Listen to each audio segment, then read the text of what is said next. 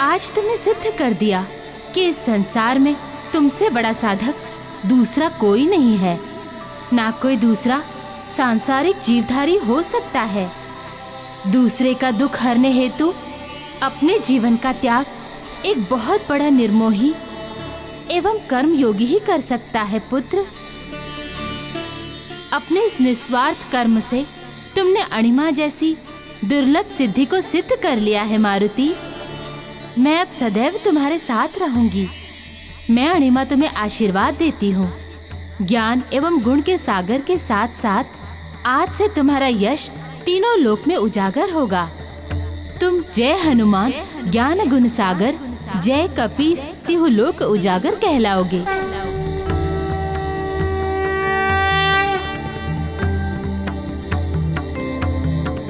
अब मुझे तुम्हारे सूक्ष्म शरीर को तुम में पुनः स्थापित करना होगा मारुति।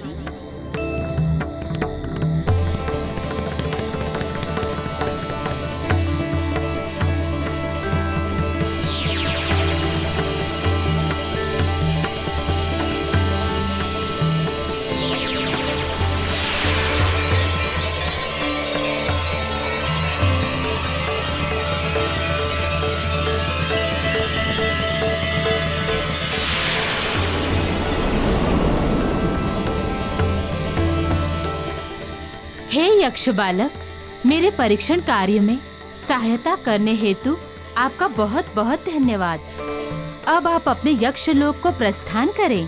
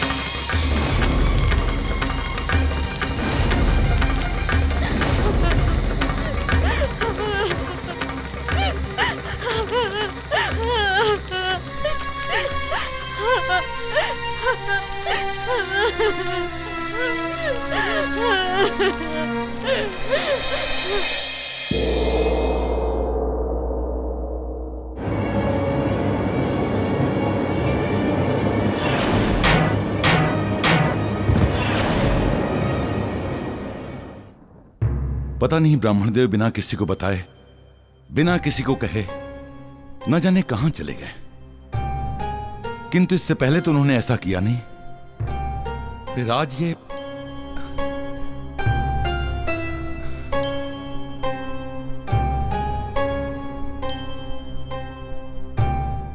देखो केसरी, ये राजभवन कितना सूना लग रहा है।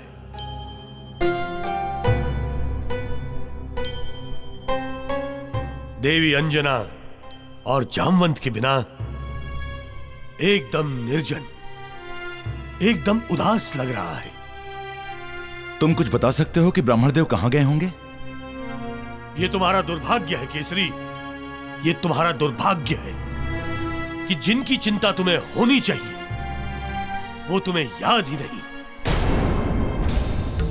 चिंता उसकी कर रहे हो, उस ब्राह्मण देव की जिसके पास ना उसका आचार है ना विचार। मुझे तो समझ में नहीं आ रहा है कि तुम्हें हो क्या गया है। तुम कहना क्या चाहते हो बाली? तुम्हें अंजना की चिंता होनी चाहिए। वो तुम्हारे दुख और सुख की संगनी है, वो अर्धांगिनी है तुम्हारी। तुम्हें चिंता तुम्हारे हितैषी जामवंत जी की होनी चाहिए।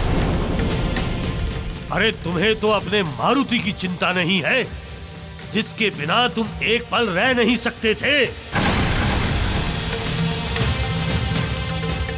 वाह केसरी वाह, आज तुम्हें चिंता है तो उसकी जिसका ना कोई विचार है ना आचार।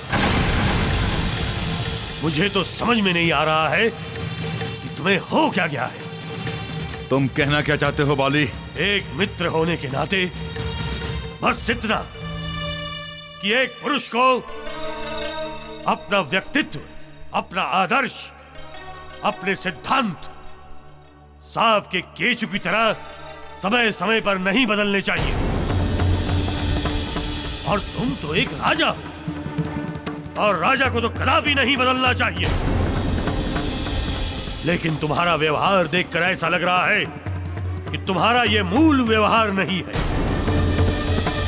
तुम्हें आभास है केसरी कि अंजना कहां है, कैसी है, अंजना कितनी दुखी है। तुम्हें आश्चर्य हो रहा होगा कि यह सब हमें कैसे पता है।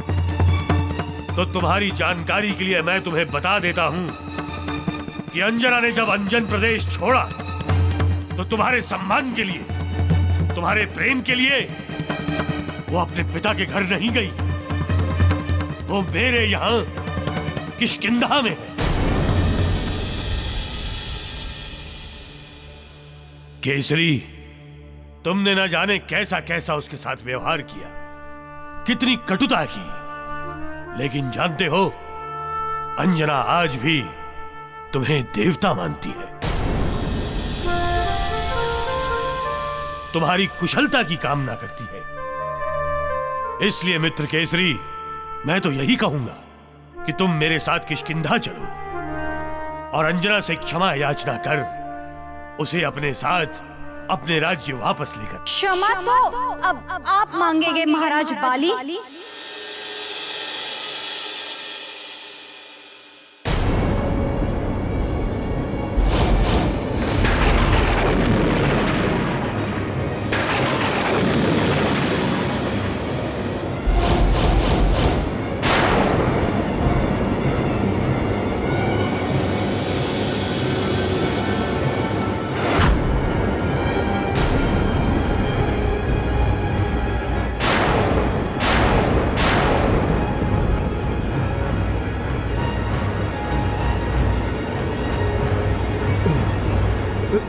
ब्राह्मणदेव, ये क्या?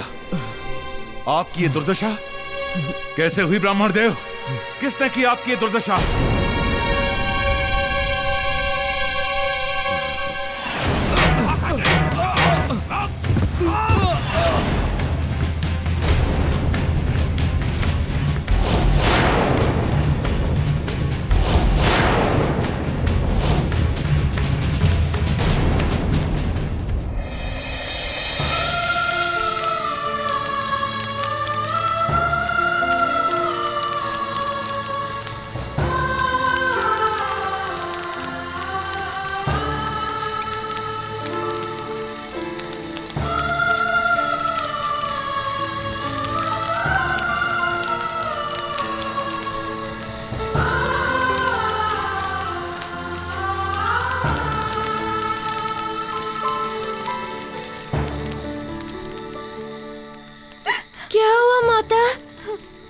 आपका पुत्र?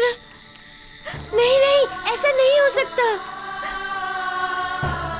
आपके पुत्र को तो जीवित होना चाहिए था। कहाँ है वो? मैं समझ गई हूँ कि मृत्यु केवल शरीर की होती है, इस नश्वर शरीर की, आत्मा की नहीं। आत्मा तो अमर है, अविनाशी है। आत्मा कभी नहीं मरती है। तुम्हारे त्याग ने मेरे पुत्र मोह को परास्त कर दिया है। तुम्हारे त्याग के ताप से मेरा मोह सूखे तिनके के समान जलकर भस्म हो गया है। तब आप इस प्रकार क्यों विलाप कर रही हैं माता? क्यों छलक रहे हैं ये आंसू? ये अश्रुधार नहीं है मारुति, ये मेरे श्रद्धा सुमन है। जिन्हें मैं तुम्हें अर्पित करूंगी। तुम्हारा ये समर्पण तथा सच्चा प्रेम संसार में दुर्लभ है। मैं तुम्हारे इस प्रेम तथा त्याग के समक्ष नतमस्तक हो रही हूँ पुत्र। मेरा प्रणाम स्वीकार करो और मुझे प्रस्थान करने की आज्ञा दो।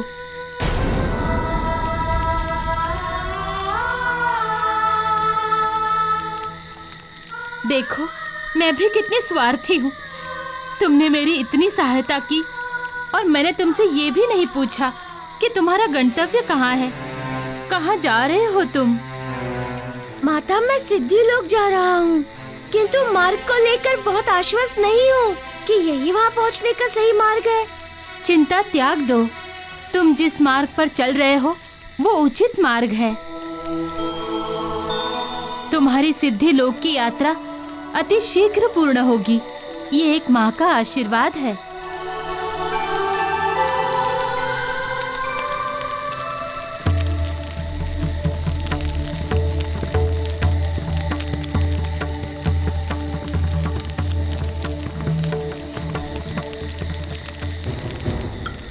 भली भांति कुछ समझ में नहीं आ रहा।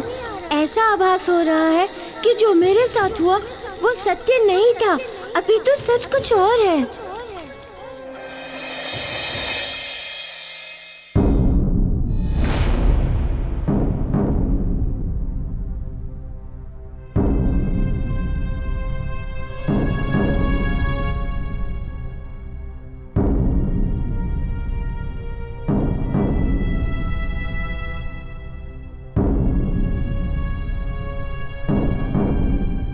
ब्राह्मणदेव, आपने बताया नहीं कि ये दुर्दशा हुई कैसे। हमें तो ये समझ में नहीं आ रहा कि हमारे राज्य में ऐसा कौन है जिसने आपके साथ बर्बर व्यवहार करने का दुस्साहस किया। महाराज केसरी, इस प्रश्न का उत्तर आप अपने मित्र बाली से क्यों नहीं पूछते?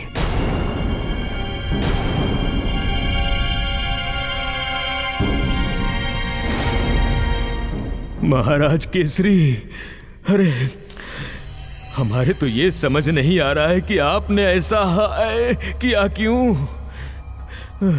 यदि हमारा अपमान ही करना था, यदि हमारी यही दुर्दशा करनी थी, तो अपने मित्र का सहारा क्यों लिया महाराज केसरी।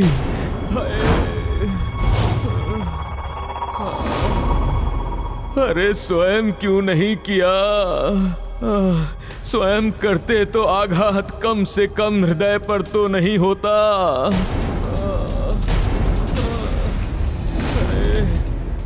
तन का घाव तो कुछ समय में सूख जाता महाराज केसरी, सूख जाता। तोड़ दिया मुझे। मित्र बाली, ये ब्राह्मणदेव क्या कह रहे हैं? इनकी ये दुर्दशा।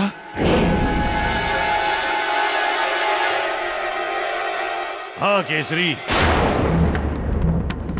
मैंने ही ये कार्य किया है। मैंने ही इसे मारा है। जैसा इसने कार्य किया है उसके अनुसार तो इसे मृत्यु दंड ही मिलना चाहिए।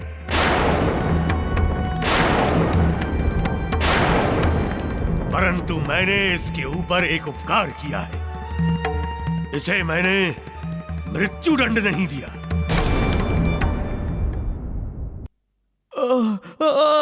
ब्राह्मणदेव, मैंने तुझे चेतावनी दी थी ना कि अंजन प्रदेश छोड़कर चले जाना। तुम अब तक नहीं गए और इतनी बड़ी निर्लज्जता कि तुम महल में प्रवेश कर गए। मैं तुम्हें छोड़ूंगा नहीं, तुम्हारा वध कर दूंगा। महाराज केसरी, रक्षा कीजिए हमारी। बहुत हो गया बाली, बहुत हो गया। अपनी मर्यादा में रहो, अपनी मर्यादा का उल्लंघन ना करो, अन्यथा मैं भूलने पर विवश हो जाऊंगा कि तुम मेरे मित्र हो, कि तुम मेरे मित्र हो।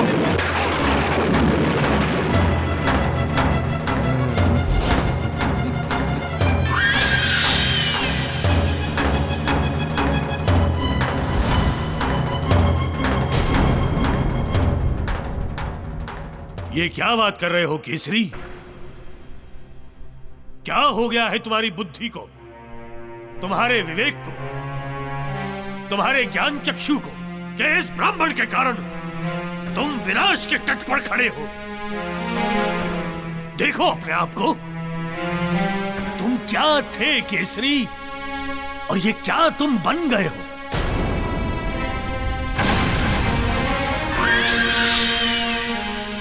तुम्हारी मति मार दी है, तुम्हारी बुद्धि भ्रष्ट कर दी है इसने। तुम ये भी भूल गए हो कि तुम्हारा अंजना से संबंध विच्छेद हो सकता है।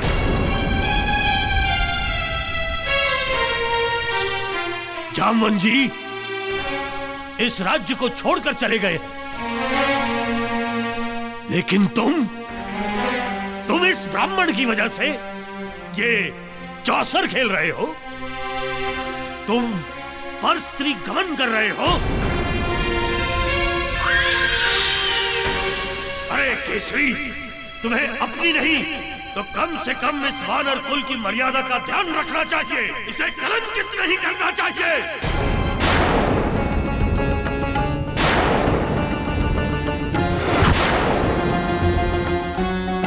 तुम्हें ध्यान रखना चाहिए कि तुम्हारे ही पुत्र मारुति ने इस वानर कुल को संसार में सम्मान दिलवाया है।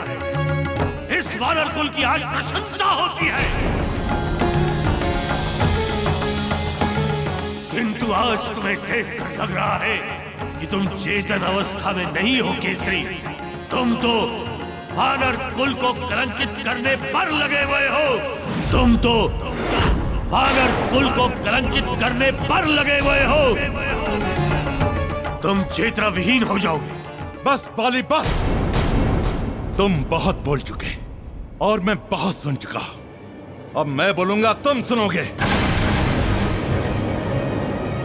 आज से बाली और केसरी की मित्रता मृत हो गई, समाप्त हो गई सदैव के लिए। केसरी! आज से बाली और केसरी की मित्रता मृत हो गई, समाप्त हो गई सदैव के लिए।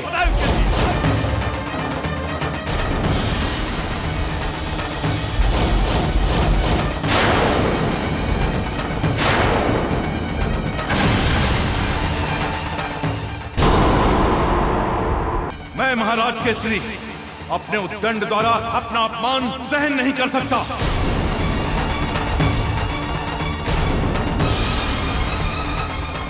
अतः इससे पूर्व की मैं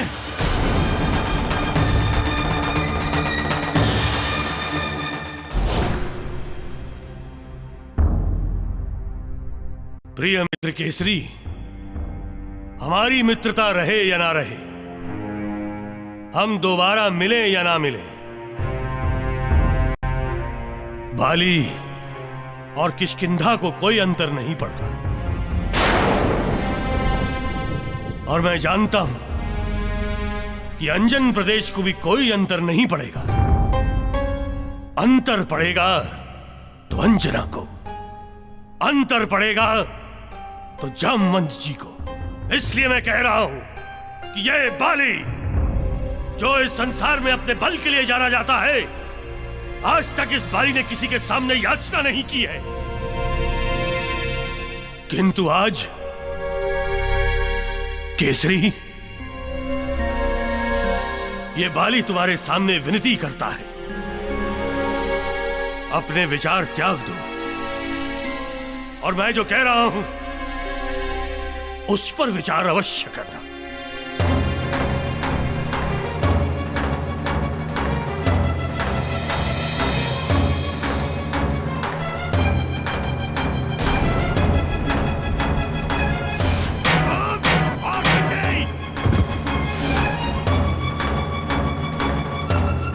ब्राह्मण देव, तुम्हारी चाल सफल हो गई है।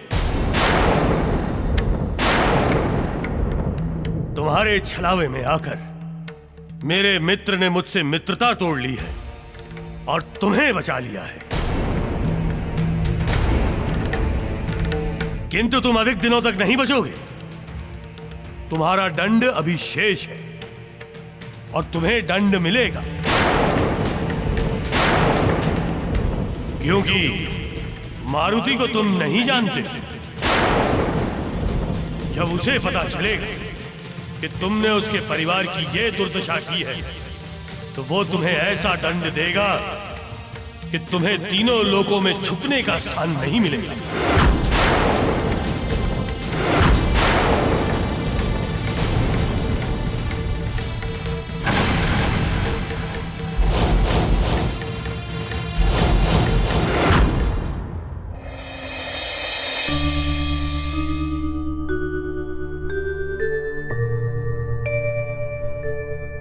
आज उस स्त्री का प्रेम देखकर न जाने क्यों मुझे अपनी माता की याद आ रही है। मेरी माँ सदैव प्रतिपल मेरे ही विषय में सोचती रहती थी।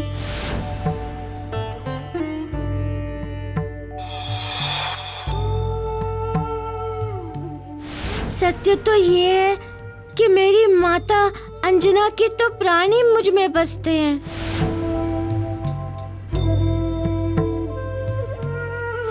और ऐसे में मैं इतनी बड़ी नादानी कर गया था बिना अपनी माता की आज्ञा के।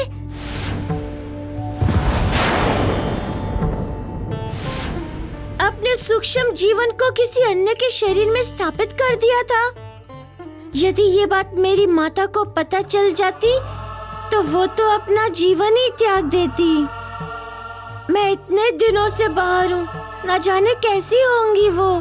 ये तो कोई उनके हृदय से ही पूछे। माता, आज आपकी बहुत याद आ रही है। काश आज आपके दर्शन हो पाते।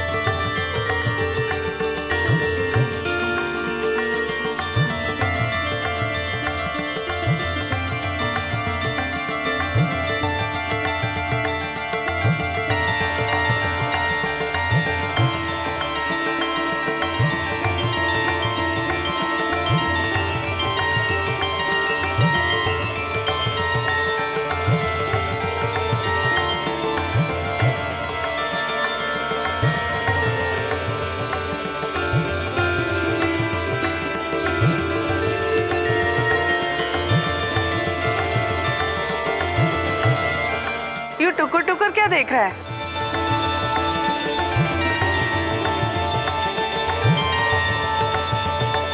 ले पुत्र, लड्डू खा। ले। माता, आप?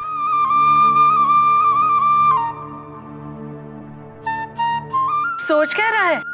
लड्डू खाता क्यों नहीं? लड्डू तो तेरे प्रिय है ना, तो फिर क्यों नहीं खाता? देख कितना दुबला हो गया है। तेरी गुरु माता तुझे भोजन नहीं देती है क्या? नहीं माता, ऐसी बात नहीं है। मेरी गुरु माता मेरा बहुत ध्यान रखती हैं। माता, आप यहाँ? मुझे तो विश्वास ही नहीं हो रहा है कि आप मेरे समक्ष हैं और मैं आपसे बातें कर रहा हूँ।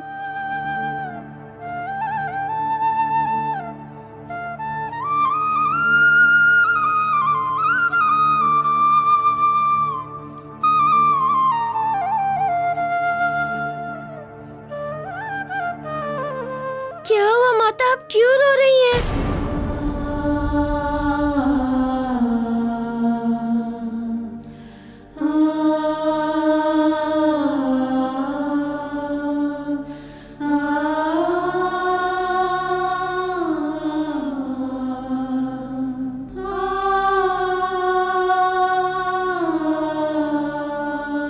रुकिए माता, रुकिए।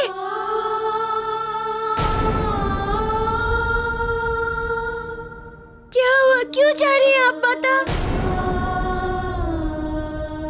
ये रोने का कारण बताए बिना मैं आपको नहीं जाने दूंगा माता। बताइए माता, मैं आपको ऐसे नहीं जाने दूंगा। इन अश्रुओं का कारण बताइए, मुझे बताइए, बताइए।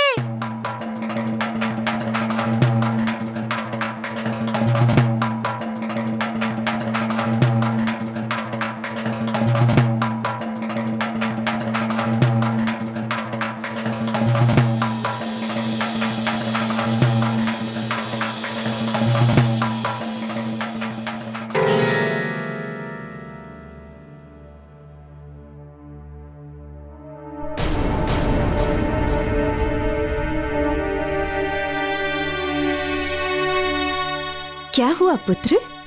मेरी माता अंजना कहाँ गई? वो तो अभी अभी यहाँ थी। यहाँ तो केवल मैं ही हूँ, अन्य दूसरा कोई नहीं है। नहीं, ऐसा नहीं हो सकता। मेरी माता अंजना थी यहाँ पर। आप ऐसे कैसे कह सकती हैं? आप ऐसा कैसे कह सकती हैं कि आपके अतिरिक्त यहाँ कोई नहीं था? देखो, उन्होंने मुझे लड्डू दिया। ये लड्डू मैंने ही तुझे दिए हैं पुत्र। हाँ बेटा, ये लड्डू तुम्हें इन्होंने ही दिया है। इनके अतिरिक्त यहाँ और कोई भी नहीं था।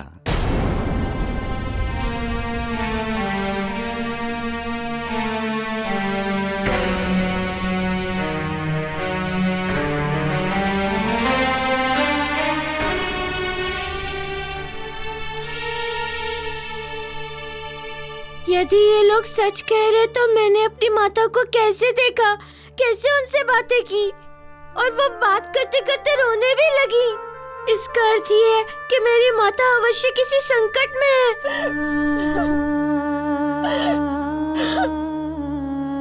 मेरी आत्मा कह रही है कि वो दुख में है, किंतु मैं करूं भी तो क्या करूं, कैसे करूं?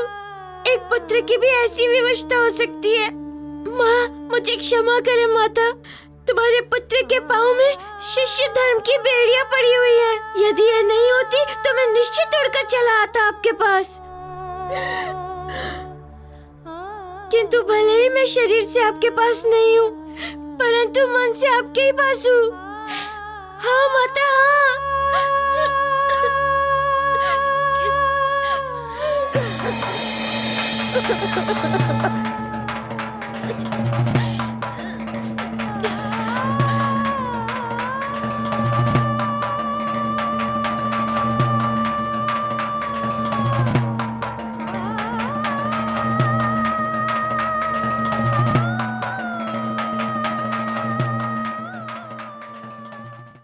प्रभु, आपके मन की व्यथा निराधार नहीं है। जब परिजनों को कोई संकट, कोई कष्ट आता है तो चित्त व्यथित एवं व्याकुल हो जाता है। प्रभु, प्रभु, उधर अंजन प्रदेश में भी कुछ ऐसी ही स्थिति है। घोर संकट के मेघ छाए हुए हैं। प्रभु, आपकी अनुपस्थिति में राहु ने उथल पुथल का आतंक मचा रखा है। महाराज केसरी के जीवन में दुर्विचारों का ऐसा विष घोल रखा है कि वे संपूर्णतः भ्रष्ट हो गए हैं। प्रभु, मनसा, वाचा, कर्मणा, तीनों से प्रभु। तथा माता अंजना का किष्किंधा में बैठी दुख से विलाप कर करके हृदय छलनी हुआ जा रहा है। प्रभु,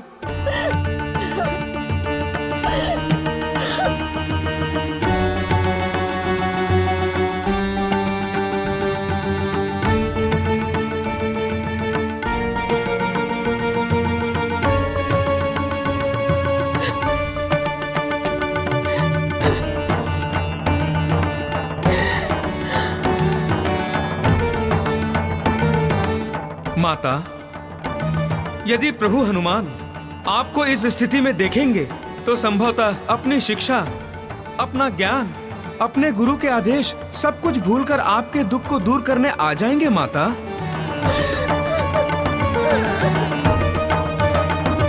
तथापि वे अपने गुरु शिष्य की परंपरा के महत्व को समझते हैं, उसके निर्वहन के दायित्व को भी समझते हैं, क्योंकि वे उसमें बंधे हुए हैं। माता, और वे जिन अष्ट सिद्धियों को सिद्ध करने के लिए गए हैं, उन्हें छोड़कर तो वे वापस भी नहीं आ सकते, कहीं आ जा भी नहीं सकते। माते,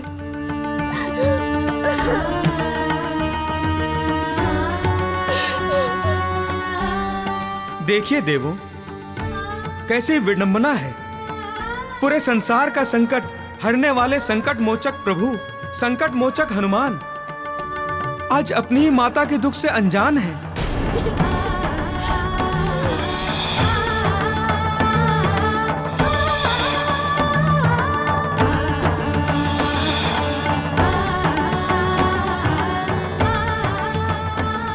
न जाने विधाता की क्या इच्छा है।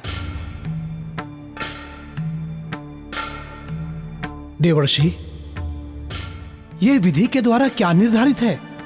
इधर प्रभु अपनी अंजना माता के दुखों से अनजान है और इधर अंजन प्रदेश में परिस्थितियां दिन प्रतिदिन बिगड़ती ही जा रही हैं। देवराजेंद्र, आपकी शंका 100% उचित है और ऐसे में मुझे यह प्रतीत हो रहा है कि हमें ही चलकर वहां कुछ ना कुछ करना चाहिए।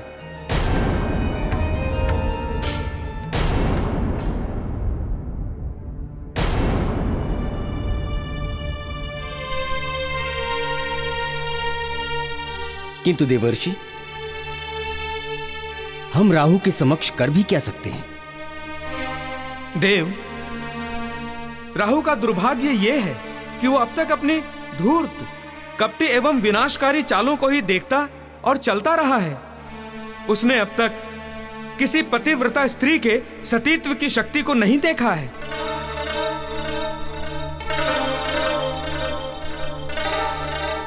देव, जब एक पतिव्रता स्त्री अपने पतिव्रत धर्म का आवाहन करती है तो यमराज को भी उसके पति के प्राण लौटाने पड़ते हैं। उस धर्म में वो शक्ति है जो समस्त ग्रहों की दशा एवं दिशा दोनों बदल देती है।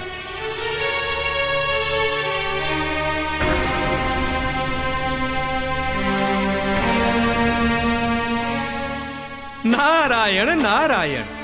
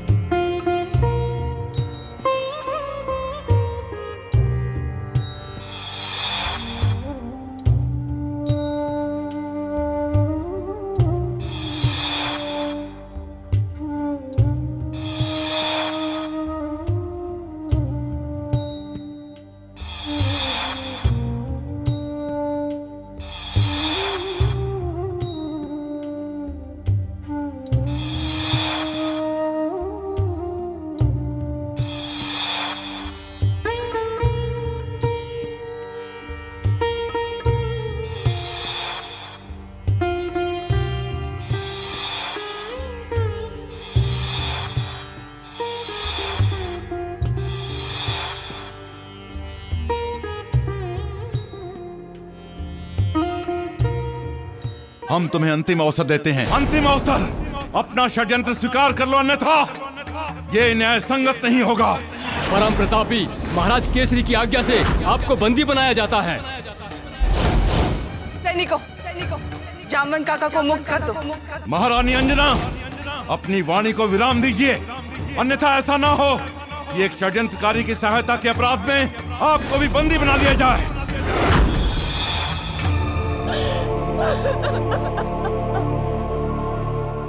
ब्राह्मण देव, आप इसी पल इस राजमहल से बाहर चले जाइए। यदि आपने उन दोनों से क्षमा नहीं मांगी तो आज के बाद ये संसार हमें पति पत्नी के रूप में नहीं जानेगा।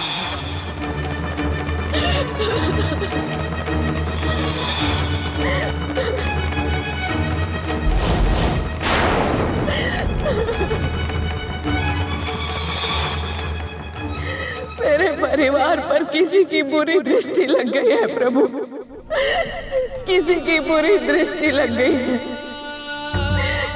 किस ग्रहण ने घेर लिया है मेरे परिवार को? ऐसे कौन से बुरे कर्म किए हैं मैंने जो मेरे साथ ये सब कुछ घटित हो रहा है? महाराज केसरी से मैं विलग हो गई और मेरा स्थान एक नर्तकी ने ले लिया।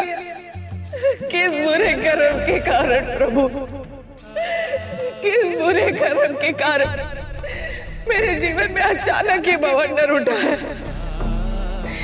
मुझे कुछ भी समझ में नहीं आ रहा है।